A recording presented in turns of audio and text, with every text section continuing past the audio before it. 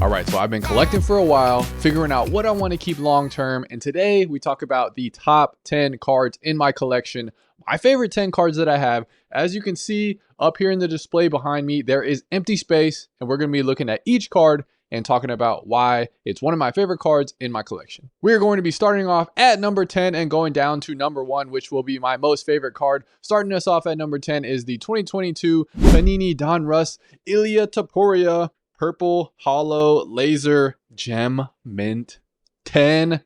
And it's a rated rookie. I love the rated rookie badging. The lasers in person actually shine like crazy too. The video does it, a little bit of justice here. But in the display, anytime you walk by, the Topuria is just winking at you with the lasers. And actually, I pulled this from one of like my very first videos on the channel. It was back when Eric was opening a bunch of boxes with me. It was a 2022 Donruss Blaster. And, it's just really fun memories tied to this card. The initial, the channel was just starting. We were really excited, fun opening with him. A lot of fun memories, as well as this was in a batch that I first ever sent off to PSA, and it came back a Gem Mint 10. So this is a Pop 7, I believe, as of when I looked this up right in the script. So Pop 7 on this, pretty sick. Ilya Topuria, he's on an insane run. This is the number 10 favorite card. Coming in at number 9, we have the 2021 Panini Immaculate Moments Hoist Gracie of 49 auto.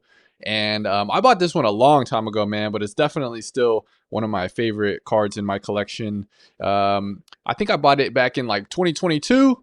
I paid like around 150 for it. So the last couple comps are way up on this. I just really enjoy the image and the layout of this card. You have the Gracie family here, BJJ Pioneers. You have Ultimate Fighter 1. The jumbo check is just hilarious, right? Anytime I see a jumbo check, it just makes me happy seeing that.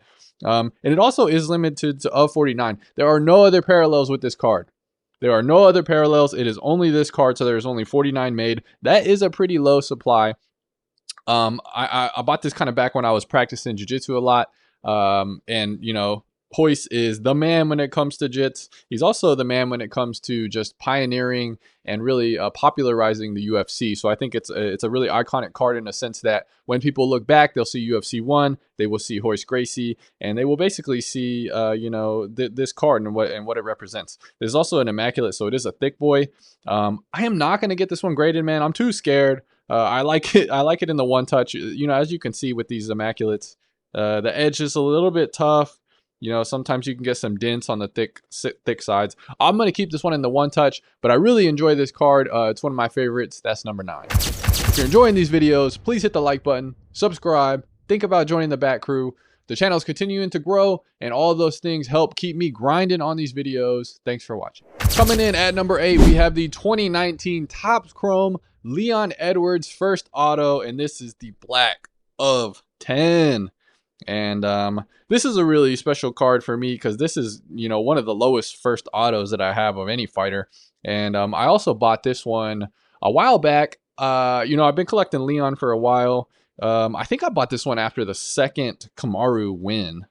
I think I went out and got this one. And what's cool about Leon, man, is that he was just so cheap. Like, this is one of his best cards, right? Like a first auto of 10, super low print run. I think this was like 200 or something crazy like that. Like, it is just, all of his cards were insanely cheap. So it was really fun to actually be able to pick up some nukes, of champions, of popular fighters at the time, of a guy that I've been PCing for a long time. There's a couple Leon Edwards cards that I could have put on this list. I only ended up putting 2 on this list, and this was one of them because it is the best first auto that I have. I also have the gold of 50, and I also have the of 75 blue wave. And again, this one's in the one touch, right? I'm too scared to get it graded. Now, this card is pretty clean. Like, it definitely would get at least a 9. I am, again, too scared to go get it graded because I'm a chicken. But it looks really good in the one touch, man.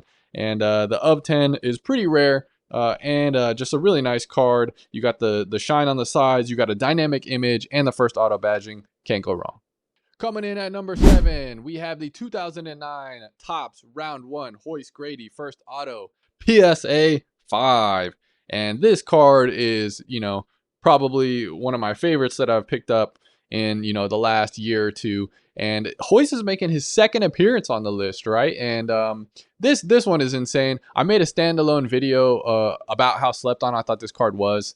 If you're talking about like most influential people in UFC and MMA history, Hoist is going to be high on that list. First ever UFC champ also in multiple events. Some of the reasons that I said before about BJJ.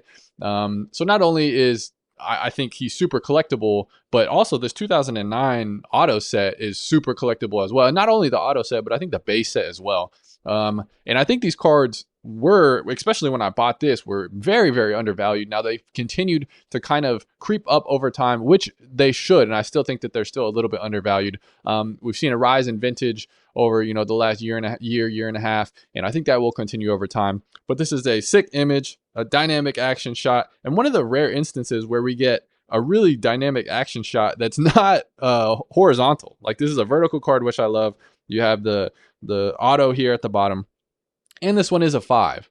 Now that sounds really low, right? But the debut tops autos on these, the pop reports are insane. They're like very low. So this is actually a pretty like middling grade. It's not necessarily a real bad grade. I think one of the highest ones up there were like 7s are pretty high, pretty low pop. So the 5, if you're out there trying to buy, check out the pop reports and you will be a little bit less discouraged when you see some of these gradings. I got this for $442 a while ago, and when I was looking at comps, the last PSA 5 sold for like $900. So these are really starting to run a little bit. And the reason I think they're starting to run on some of these older vintage cards is like I'm not ever giving this away, right? I'm not going to sell this. This is a long-term hold. I think people that are buying 2009 round 1 and specifically the 2009 round 1 autos are buying them for long-term holds. Therefore, they're going to be less on the market because people are keeping them in their displays. People are keeping them in their collections. So whenever one does pop up, they're not going to pop up very often. And that's usually when you see cards surging in price. But really nice card, man. I love this one. This was number 7 on the list. Number 6 on the list, we have the 2014 Topps Knockout Amanda Nunes first auto, and it's a PSA what? PSA? I don't know because it's off at PSA right now. I bought this one for about, what was it, $586 total. Of all the cards on the list, this is the newest addition to the PC. It's the Lioness, Amanda Nunes. And again, this one's off at PSA right now. It is getting graded as we speak. Hopefully it's getting graded right now as we speak, and it'll come back a PSA. Who knows? I'm hoping for an 8. Could definitely get a 7. Hoping for an 8 though. I think it'll be somewhere in there. If it comes back a 6 or lower, I will be very bummed. But much like the 2009 debut autos, these 2014 autos are also, in pretty rough shape, and it's kind of in rough shape across the board. So whenever looking at, the pop reports on these, it does seem like, 7 and 8 are pretty solid grades.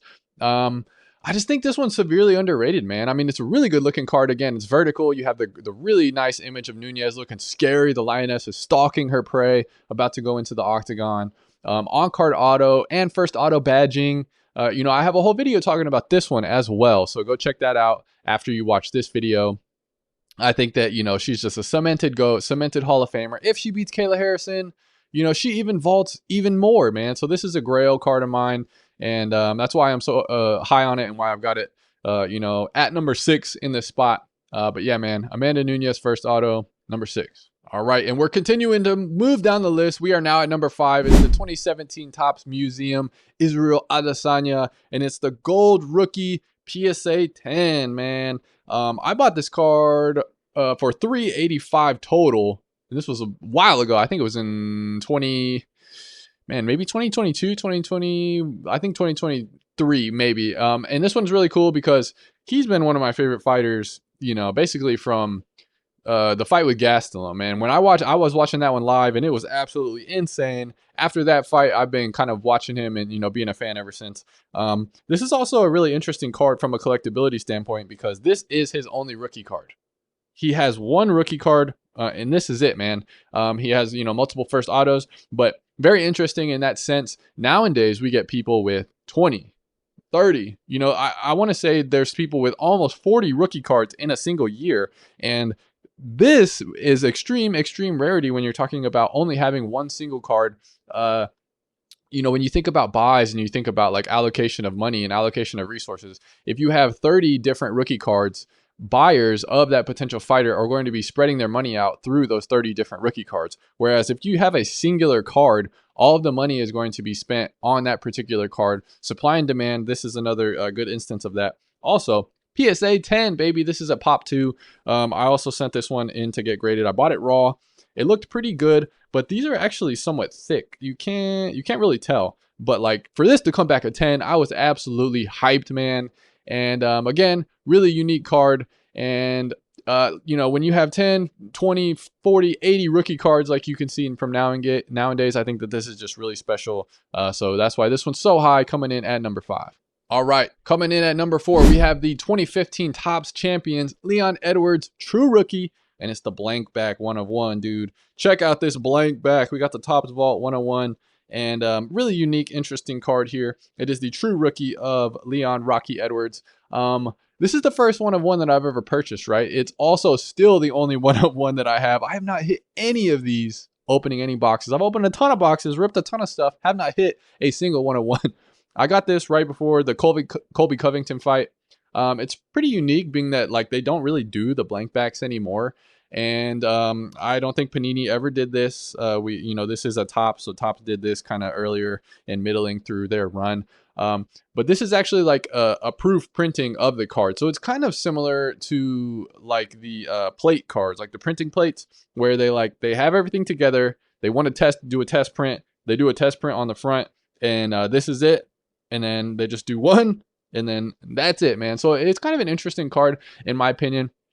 It's also a 1/1 true rookie. Now, it's not, you know, the actual card, so it's not really as sought after as, say, the actual card of this would be. But to me, if I can get a piece of the true rookie of one of my favorite fighters, of a PC guy, who's going to put it on Prates, all right? Book it, dude. He's going to put it on Carlos Prates if they get there and run that. But yeah, man.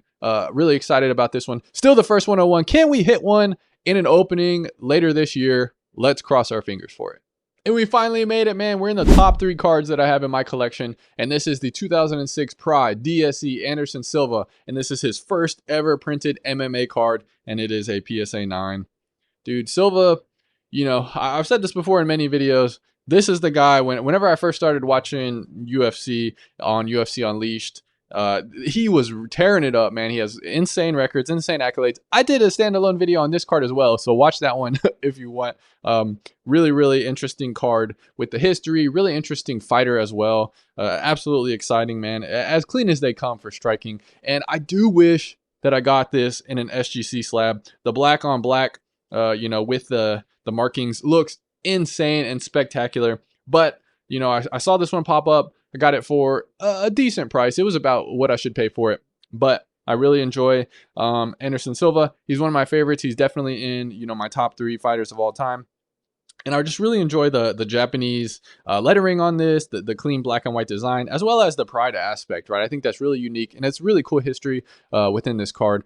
You got the lightning bolt on the back, but, you know, the eye appeal of this card is insane. It's really good design. You have Anderson Silva, dude. Gold all-timer, and it's his first rookie MMA card. That's why he is number 3 on my list. And coming in at number 2, we have the 2009 Topps Round 2 John Jones first auto. Dude, what do we have to say about this card? I mean, he is a lot of people's GOAT. This is one of those cards that I think every collector should have a copy of. If you are a fan of, you know, just the history of the sport, or if you are a fan of John Jones, you should have one of these cards. This is going to be iconic in the UFC card space.